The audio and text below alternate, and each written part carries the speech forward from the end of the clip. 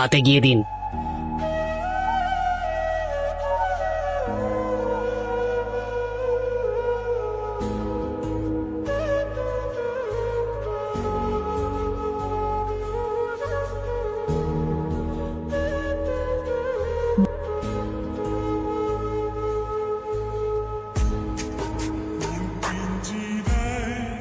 পুরো মুখ ঢেকে রাখা ভারী ঘুমটার কারণে আরমান বুঝতেই পারেনি যে কোণে বদলে গেছে। সে দ্রুত বিয়ের সব রীতি সম্পন্ন করলো আর বিয়ে শেষ হতেই সম্পূর্ণরূপে আবার নিজের ফোন আর কাজে ডুবে গেল।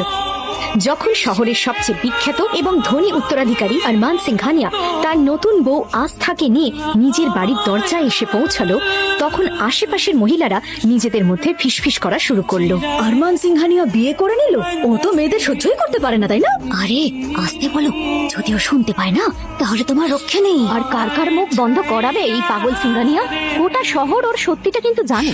জানি না কোন মেয়েটার কপাল পুড়লো যে এরকম একটা শয়তানকে বিয়ে করে তার বউ হলো।